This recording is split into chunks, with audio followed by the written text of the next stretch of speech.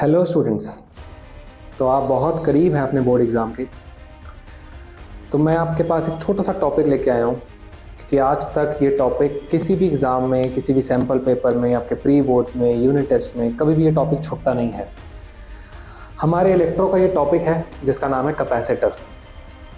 Level of question बहुत easy से लेके बहुत हाई लेवल तक जाता है, बट मैं इतना चाहता हूं कि पूरे जितने भी स्टूडेंट्स इस वीडियो को देख रहे हैं, जितने भी स्टूडेंट्स के पास ये वीडियो पहुंच पा रही है, वो सभी अपना बेसिक क्वेश्चन से मॉडरेट क्वेश्चन तक बिल्कुल भी ना मिस करें। बहुत ही इजी टॉपिक है। तो बिना कोई टाइम वेस्ट किए अगर मैं शुरू करूं तो मुझे इसके लिए कुछ बेसिक बातें चाहिए होंगी।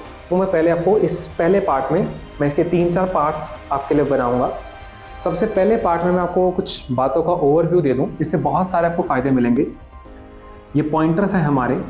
सबसे पहला पॉइंट अगर मैं याद दिलाऊं तो आप सब बच्चों ने गॉस लॉ पढ़ा होगा, और मैं यहाँ मेंशन कर दूं कि गॉस लॉ के 3 एप्लीकेशन हैं: इनफाइनाइट शीट, इनफाइनाइट वायर और एक स्फेरिकल शेल।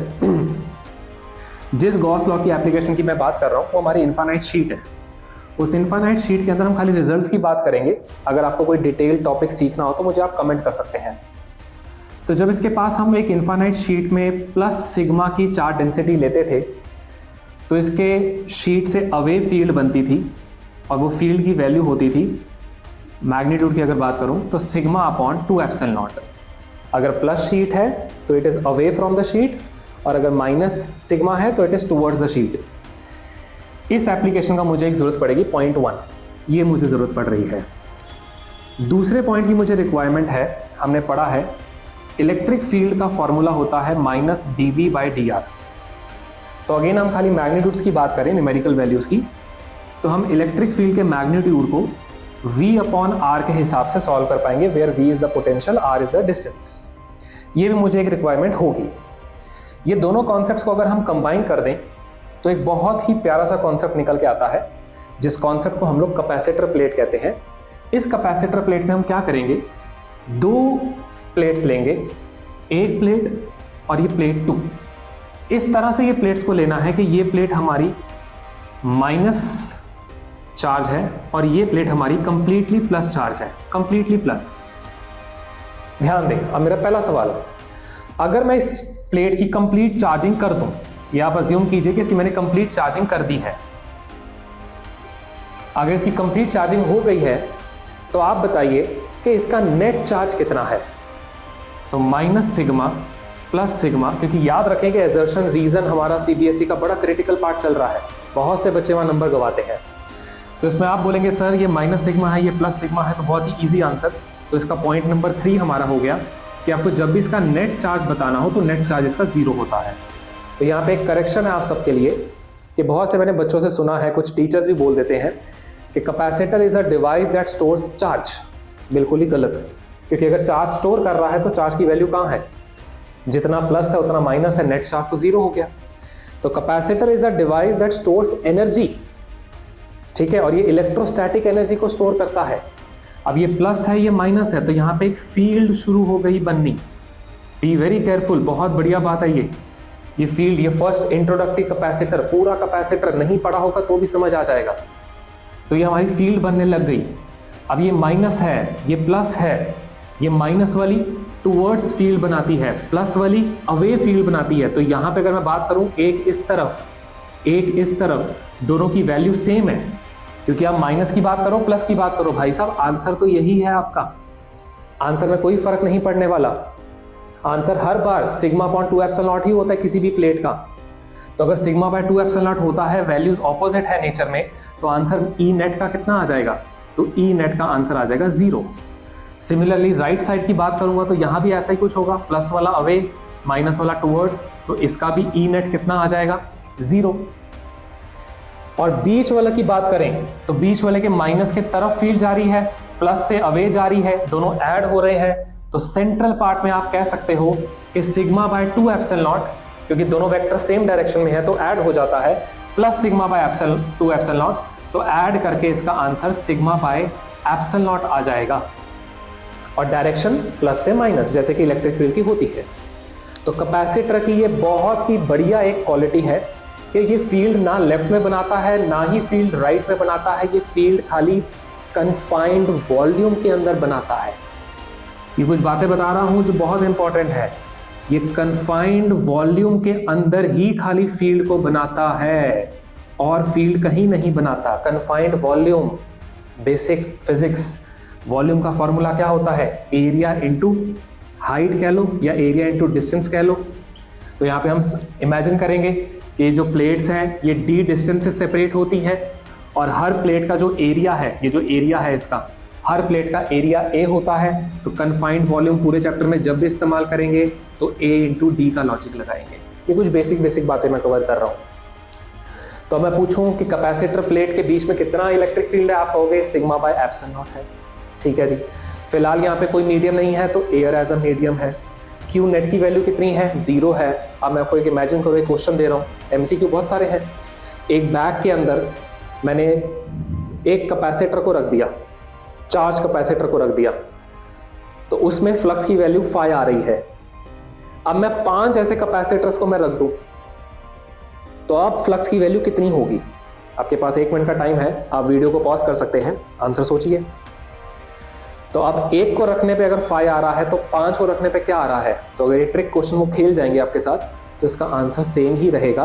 पहले केस में भी 0 आंसर है, दूसरे केस में भी 0 आंसर है। अगर वो फाई कह भी रहे हैं तो दूसरे केस में भी फाई रहेगा। क्यों? क्योंकि आपने ये भी पढ़ा है गॉस लॉ के अकॉर्डिंग कि जो नेट फ्लक्स होता है, नेट फ्लक्स हमारा Q enclosed divide by epsilon not होता है। बड़ा कंबाइंड है ये चैप्टर। तो क्यू एनक्लोज, यहाँ पे नेट क्यू हमेशा 0 होना है, जितना प्लस उतना माइनस। तो अगेन हमारा फ्लक्स कितना होगा? 0। आप एक कैपेसिटर लो या 10 कैपेसिटर लो, सभी का आंसर 0 आएगा कैपेसिटर वाले केस में। क्या ये बात आपको क्लियर है? तो यहाँ तक एक बार आप नोट कर लीजिए और कोई डाउट है तो पूछ लीजिए। अपना आप कमेंट छोड़ सकते हैं, आपका कमेंट को रिप्लाई किया जाए। तो यहाँ तक अगर आपको सब कुछ क्लियर है तो कैपेसिटर का बेसिक फॉर्म में हम बात करें, क्या क्या क्वांटिटीज की हमें जरूरत पड़ेगी। एक क्वांटिटी की हमें जरूरत पड़ेगी एरिया, एक क्वांटिटी की जरूरत पड़ेगी डिस्टेंस ऑफ प्लेट, एक क्वांटिटी की जरूरत पड़ेगी हमें इलेक्ट्रिक फील्ड, एक क्वांटिटी की हमें जरूरत पड़ेगी पोटेंशियल, और बहुत बड़ी क्वांटिटी की जरूरत पड़ेगी जिसका नाम है क्यू। ठीक है, ओके। तो जैसे कि हमने कहा है हमें टाइम वेस्ट बिल्कुल नहीं करना। तो इसमें एक टॉपिक होता है एनसीईआरटी का कि इसका प्रिंसिपल ऑफ चार्जिंग की बात करें तो इसका प्रिंसिपल बड़ी सिंपल सी बात कहता है कि जब आप इसका पोटेंशियल को इस्तेमाल करेंगे, इसकी चार्जिंग करेंगे, जैसे जैसे इसका पोटेंशियल राइज करेगा वैसे वैसे इसकी चार्जिंग भी राइज करेगी। तो very similar to Ohm's law, आप कह सकते हो कि इसका चार्जिंग प्रोपोर्शनल टू पोटेंशियल है। तो एक बहुत ही important base of the chapter बन जाएगा Q is equal to CV। बहुत से बच्चों को ये पता भी होगा। अब Q इक्वल टू CV के अंदर हर क्वांटिटी के ऊपर मुझे चाहिए कि आप फोकस करें। Q की अगर हम बात करें तो Q को आप बहुत ज़्यादा डिटेल में याद रखो। Q का एक कॉन्सेप्ट है जो इस पूरे कॉन्सेप्ट से लिंक करेगा, सिग्मा। ये होता है जी सरफेस चार्ज डेंसिटी। इसका फॉर्मूला क्या होता है? Q by A। तो जब Q को इस्तेमाल करेंगे तो आप कभी भी इसको सब्सटीट्यूट कर सकते हो सिग्मा A से। एक बात, C यहाँ पे हमारा है कैपेसिटेंस ऑफ अ कैपेसिटर, और कैपेसिटेंस ऑफ अ कैपेसिटर की अगर हम बात करें तो ये हमारा कांस्टेंट वैल्यू है। जिस साइंटिस्ट ने इसको डिस्कवर किया था उसका नाम फेरेट था, उसी के नाम पे ये यूज़ करेंगे।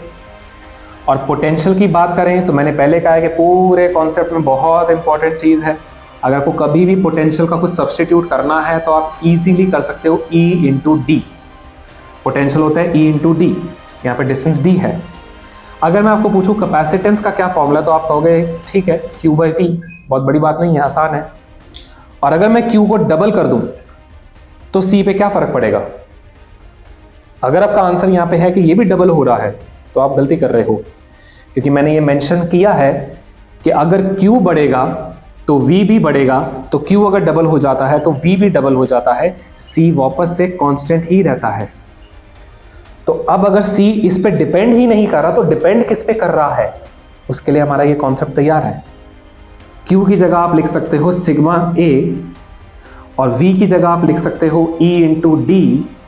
सिग्मा A अपनी जगह पे, E की जगह आप लिख सकते हो, आपको पता है जो इसका E है वो कितना है? चेक करो कहाँ लिखा हुआ है। कैपेसिटर प्लेट के बीच में E कितना होता है? Sigma upon epsilon naught. तो sigma upon epsilon naught D, sigma से सिग्मा कट, तो A epsilon naught by D answer आ गया। तो ये आपका कैपेसिटर का बेसिक फॉर्मूला तैयार हो गया। अब आप कह सकते हो कि yes, capacitance will depend on A, capacitance will depend on epsilon not also, and capacitance is inversely of distance between the plate.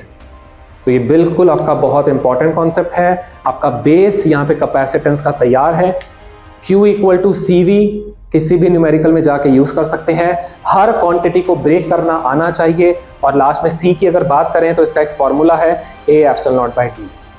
यहाँ तक अगर आपको क्लियर है तो आप बिल्कुल तैयार हो पार्ट 2 के लिए। और उस पार्ट 2 के अंदर बहुत ही इंटरेस्टिंग न्यूमेरिकल से स्टार्ट करेंगे, और आप उसमें जो भी आपको डाउट्स होंगे वो आप कमेंट करके पूछ सकते हैं। ठीक है बच्चों, तो आई होप आपको कैपेसिटर का बेसिक फंडा क्लियर है। जिन बच्चों ने अभी तक टच भी ना किया हो कैपेसिटर, छोड़ के बिल्कुल नहीं जाना, कैपेसिटर जरूर करके जाना है और बहुत बढ़िया सा आप इसका न्यूमेरिकल क्रैक करोगे। अगर डेरिवेशन भी आ जाती है तो एक बेसिक सा इंट्रोडक्शन दे के, डायग्राम बना के आप ये मैथमेटिकल पार्ट दिखा देंगे, आपको पूरे मार्क्स दिए जाएंगे। स्कूल की चेकिंग पे मत जाओ, बोर्ड्स की चेकिंग बहुत बढ़िया होती है, लीनियंट होती है। ठीक है जी, तो मिलते हैं नेक्स्ट वीडियो में। अभी तक के लिए यहीं पे, ऑल द बेस्ट।